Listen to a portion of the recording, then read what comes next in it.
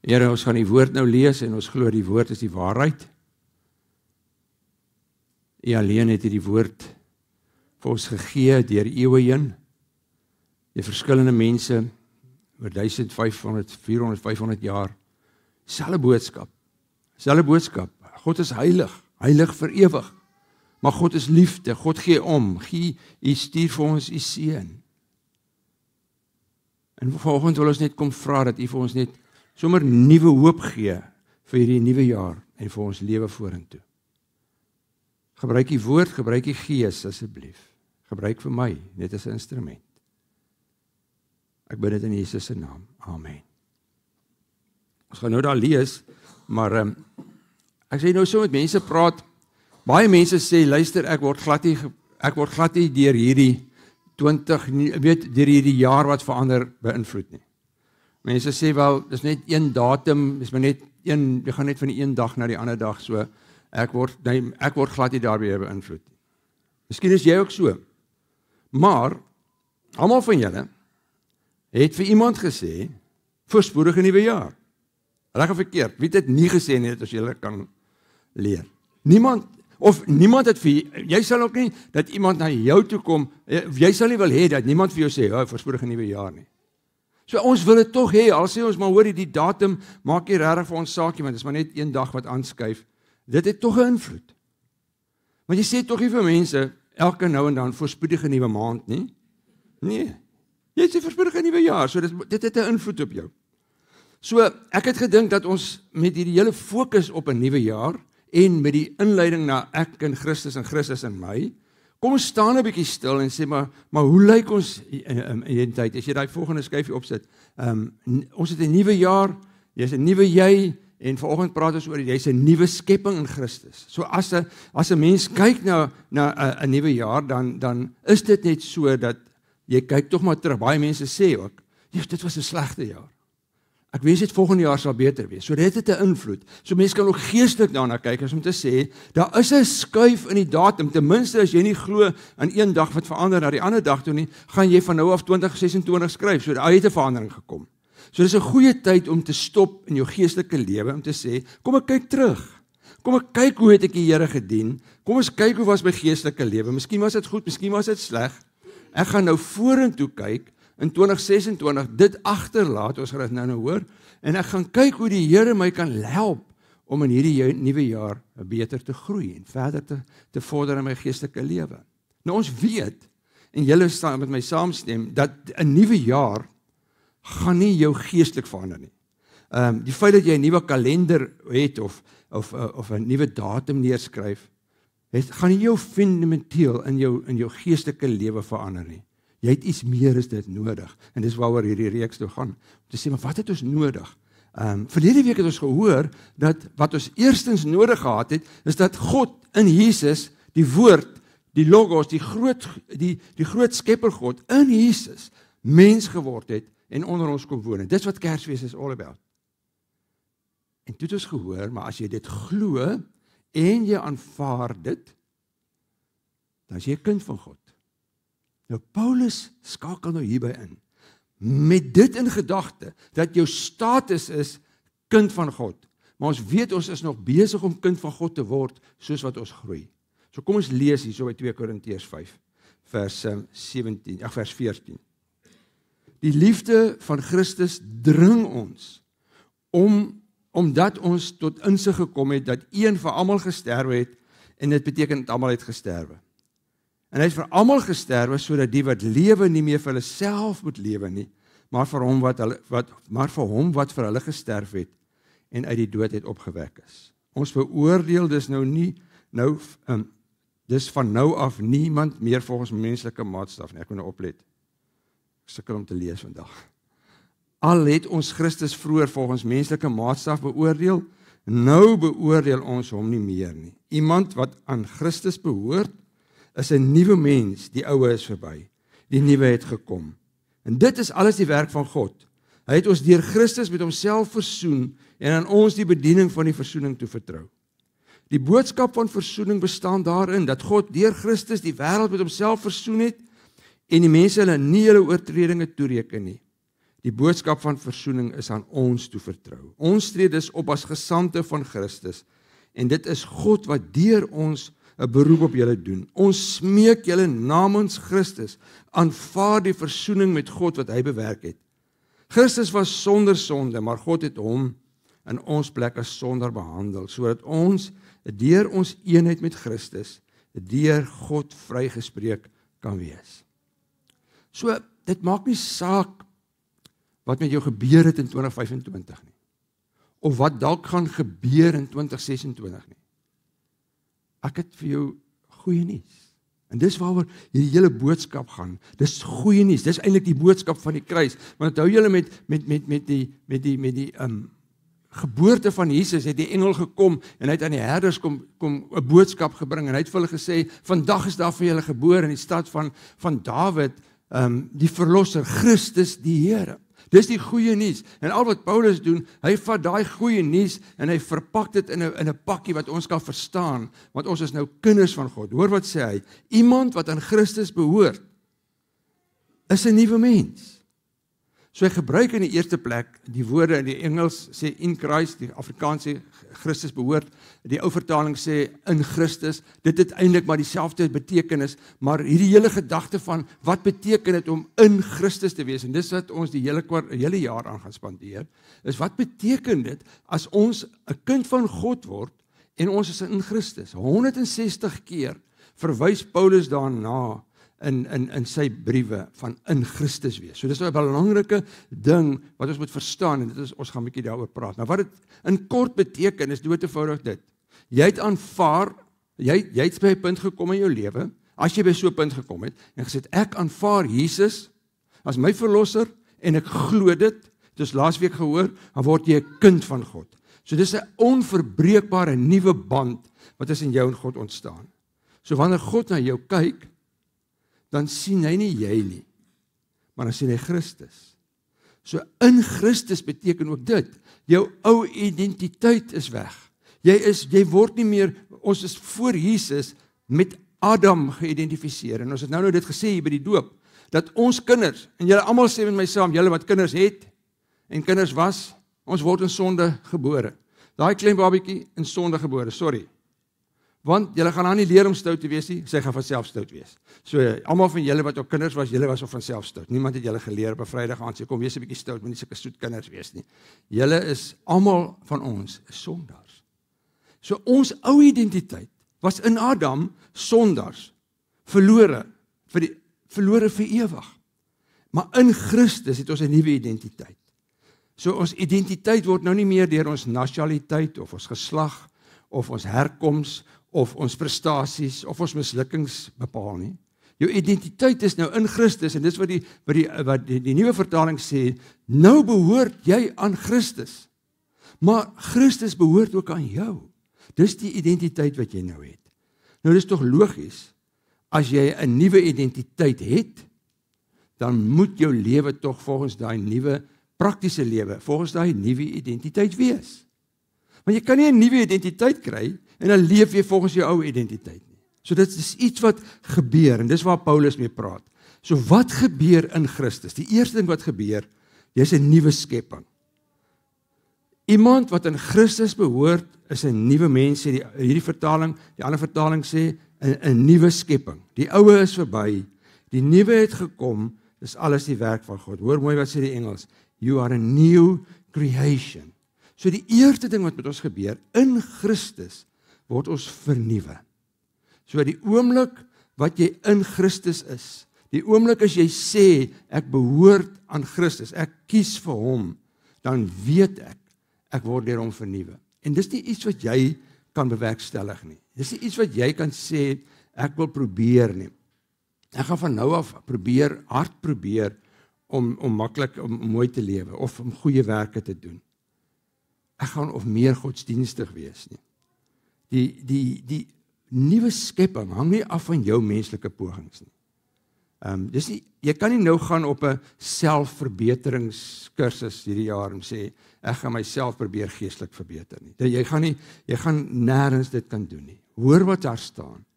Die nuwe skepping is alles die werk van God. So in Christus is dit sy werk. Hy bring dit vir ons. En wat hy doen, is nie 'n verandering nie, is nie 'n tweak so 'n bietjie aan die mense sê, ek gaan jou 'n bietjie beter maak nie. Dis wanneer jy nou iets gebou het wat nie heeltemal lekker werk nie, 'n model of iets, of jy geskilder het, dan verander jy die hele tyd aan die ding. Dis nie dit nie. Hy skep jou 'n nuwe skepping. So as jy dit snap, en dis wat ek wil hê ons moet snap vanoggend, dat ons is 'n nuwe skepping, dan vat hy ons terug na Genesis 1 toe, waar hy die skepping begin het. En hoe het hy die skepping gedoen? Hy praat, hy sê, laat daar lig wees. Hy het niks met sy hande gedoen nie. En daar was lig. En dis die gedagte van 'n nuwe skepping vir jou en vir my. Hy sê as te ware, laat daarna in Christus 'n nuwe skepping wees. En hy doen dit deur die vleesgeworde woord. Ons het dit laasweek gehoor. Hy is die woord. Hy is die een wat dit spreek. So in Christus spreek hy oor julle, elkeen wat glo en julle wat kyk. Jy's 'n nuwe skepping. Klaar, is gedaan, is verby. Die ou lewe is verby. Jy het 'n nuwe status. Dis soos 'n total makeover. Jy is nie meer dieselfde nie. So as jy dit snap en sê, maar hoorie, ek is 'n nuwe skepping, die ou is verby, dan behoort 'n ou mos 'n dringendheid te hê. Om te sê, maar dan wil ek hê my lewe moet so wys. Dis nie, ek doen dit eerste, ek gaan van myself af dit probeer nie. Omdat ek 'n nuwe skepping is. Omdat ek in Christus 'n nuwe mens is. En die oue verby is. En wat is verby? Jou ou identiteit. Jou identifikasie met die duiwel en die sonde en die dood en die hel is verby. Dit is nie meer daar nie. Omdat dit so is, kry ek 'n nuwe begeerte, 'n nuwe hoop, 'n nuwe uitkyk op die lewe, uiteindelik 'n nuwe toekoms, uiteindelik 'n nuwe aarde, uiteindelik 'n nuwe hemel. Maar dis my uitkoms, dis my uitkyk daarop. Dis die eerste ding.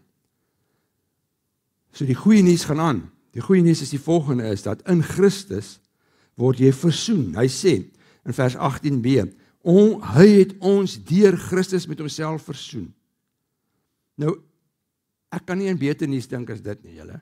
Ek het nou gesê, is goeie nuus, maar hier is nog beter nuus. Hier is sulke goeie nuus wat ons hoor, is om te sê, dat ons word deur Christus, in Christus, deur God, met God versoen. Nou, verstaan dit net vir 'n oombliekie. Want versoening, wat is versoening? Wat is die gevolge van versoening? Wat beteken dit en waarom het ons dit nodig? Nou, ek vat julle net gou terug, Genesis 3 toe, laasweek daaroor gepraat.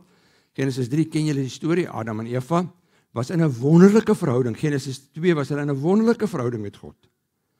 En hulle, ek weet nie of hulle God kon vat nie, maar hulle kon hom sien, hulle kon met hom praat, daar was 'n nabye verhouding, want God het by hulle kom kuier, en die aand stap hy daarna na hulle toe, om by hulle te gaan kuier, en en hulle is nie meer soos wat hulle was nie, want in 'n oomblik het die sonde, daai intieme, nabye verhouding verbreek. En dis nie vir God aanvaarbaar nie, daarom sê hy, ek gaan vir Jesus stuur, sodat hy julle met hom, met God kan versoen. So wat beteken versoening? Die Engels, die Griekse woordeboek sê, to re-establish power, proper, a friendly interpersonal relationship, after these have been disrupted or broken. So die woord versoening impliseer die volgende. Die eerste ding is, daar was 'n intieme verhouding. Daar was 'n nabye verhouding gewees.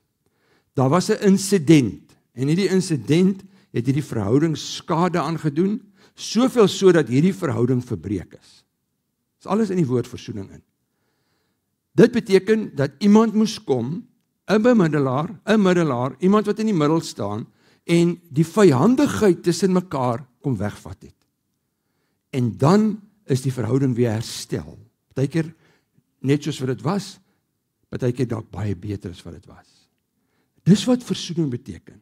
En dis God se meesterplan. As jy ooit moet vir iemand vertel oor Jesus, en dis al wat jy hoef te vertel, is om te sê, laat ek jou vertel, wat is God se meesterplan vir die wêreld?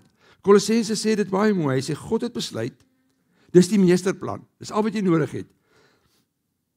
God het besluit, om met sy volle wese in hom te woon, Jesus, en om deur Jesus, alles met hom, God, te versoen.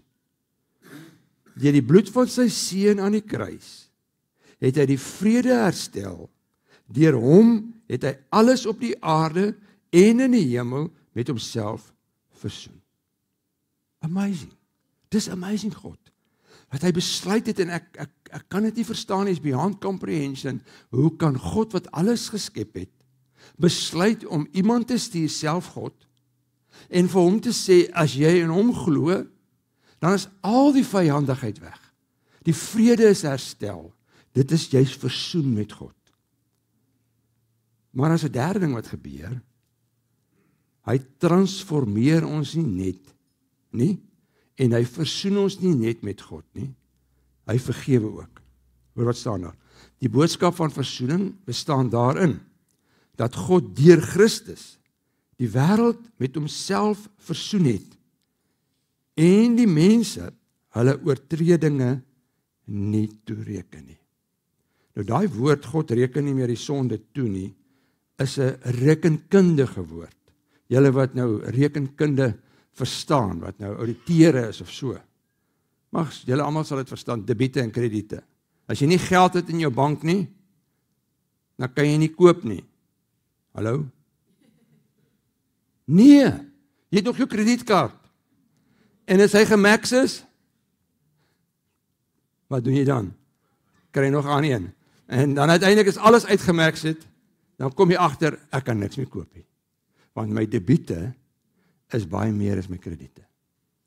En dis wat hy kom sê, jou debiete voor God was so groot gewees, dat niks wat jy kon doen nie, geen iets wat jy kon doen om jou debiete af te betaal nie, goeie werke, godsdienstigheid, kerklidmaatskap, noem dit op, niks daarvan kon die debiete uitwis nie. Behalwe God wat kom en sê, ek kyk na die boeke, ek sien jou debiete is meer as jou krediete, dan beteken dit mos jy is bankrot.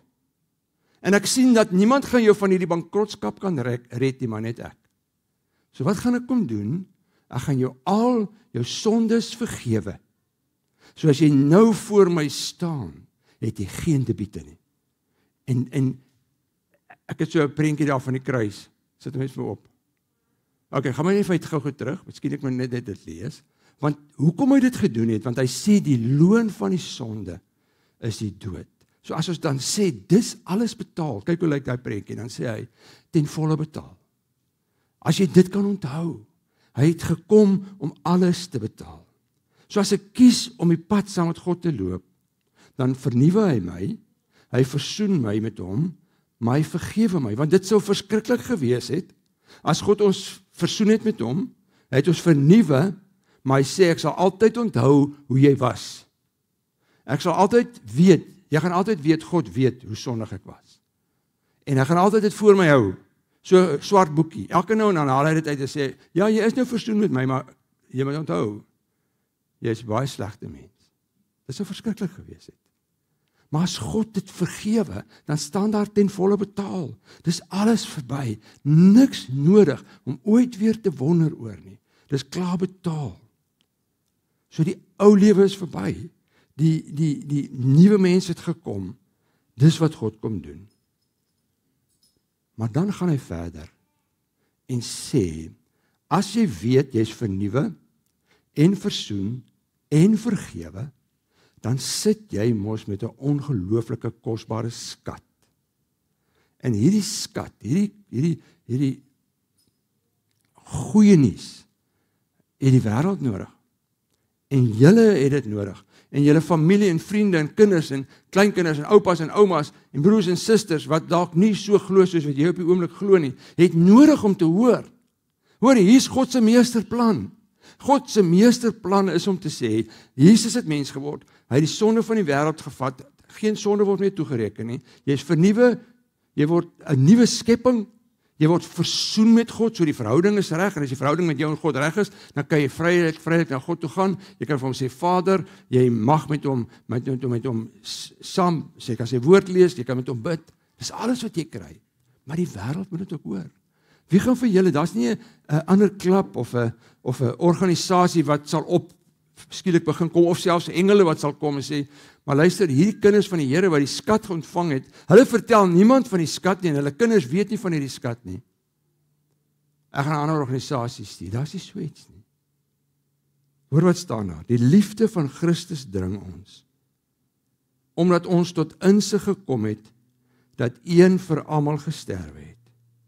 En dit beteken dat almal gesterwe het. En hy het vir almal gesterwe, sodat die wat lewe, nie meer vir hulself moet lewe nie, maar vir hom wat vir hulle gesterf het, en uit die dood het opgewek is. Dan sê hy, die boodskap van versoening, het hy aan ons toe vertrou. Dis die skat. Dis as te ware asof jy nie net die verlossing aanvaar nie, maar ook die skat aanvaar. Jy sit met hierdie skat. En hy sê, dis die liefde van Christus wat my dring. Dis nie die liefde vir Christus nie. As jy 'n kind van God is, en jy is in 'n verhouding met God, dan raak jy, dan sê jy, ek is lief vir die Here, ek is lief vir hom met my hele hart en siel en verstand, so dis 'n liefde vir God. Maar dis nie dit wat jou dryf nie, want Christus is in jou. En as Christus in jou is, dan is dit die liefde wat hy in die kruis wat kom bewys het, toe hy gesê ten volle betaal, paid in full, wat jou moet eintlik dryf na jou mense toe, jou vriende, jou kinders, jou familie. Dalk mense by die werk, met hierdie woord. Daar God het 'n meestersplan. En sy meestersplan is eenvoudig. Hy het vir Jesus gestuur, sodat jy wat glo, kind van God kan word. So wat hoor ek vanoggend? Die eerste ding wat jy met huis toe vat is, God het 'n meesterplan gehad, 'n reddingsplan vir jou. En hy het uitgevoer. En hy het vir jou kom die kans gee om met God te versoen. Die tweede ding wat ek hoor, is dat hy het Jesus as 'n sondaar behandel, sodat jy en ek vrygespreek kan word. So wat behels dit? Dit behels in die eerste ding, dat die gebroke verhouding, wat tussen God en mens, en jy en ek, tussen God bestaan het, as sondaars is ons gebore, in Jesus herstel is. Die tweede ding wat ek hoor is dat jy's nie net vrygespreek nie, jy's vergewe. As jy hier sit met goed van die verlede, is gone. As jy in Christus is, en jy glo in hom, maak nie saak wat jy gedoen het, niks is te groot nie, sal hy jou vergewe. Die derde ding wat ek hoor is, jy's nou 'n nuwe mens, jy's 'n nuwe skepping, die ou lewe is verby, jy kan nie meer leef soos wat jy geleef het, jy kan nie maar net sê, God het my so gemaak en so gelaat staan nie, of ek is nou maar so nie. Ek kan nie meer so leef, as ek in Christus is, kan ek nie meer so leef nie, maar as ek 'n nuwe skepsel, dan moet ek sê, maar wat beteken dit om 'n nuwe skepsel te wees? En wat ek nog hoor is dat, jy het hierdie skat in jou hart, jy het hierdie wonderlike skat, hierdie ongelooflike goeie nuus, God se meesterplan, sy reddingsplan. Gaan vertel dit vir die mense, leer jou kinders, as jy 'n kind is, leer jou ouers, as hulle nog nie dit glo nie, jou broer, jou suster, jou familie. So ek wil nie hê jy moet hierdie nuwe jaar instap met 'n illusie, dat ek kan deur my eie wilskrag myself verander nie. Gaan hierdie jaar in met hierdie wete, erken jy is afhanklik van God. Erken jou sonde, aanvaar Christus dat in jou plek gesterf het. En sê in 2026 gaan ek my vertroue op hom sit, sodat ek geestelike groei kan beleef. Want jy het in Christus 'n nuwe identiteit, jy is 'n nuwe jy, die ou is verby. Die skuld, die skaamte, die mislukkings, alles van die verlede, is agter jou. Jy het 'n toekoms saam met hom. So leef dan as iemand wat nuut is, en dan dat die oue verby is, en leef vir hom. Kom ek bid vir ons. Vader, 'n nuwe jaar gaan ons nie verander nie. Al ons pogings gaan ons nie verander nie. Al probeer ons so hard om jy te beïndruk, of mense te beïndruk, deur ons geestelike lewe en ons goeie lewe, en deur ons kerklidmaatskap, of deur ons doop, niks daarvan sal genoeg wees om die debiete uit te wis nie. Want die groot debiet was, ons het u verwerp.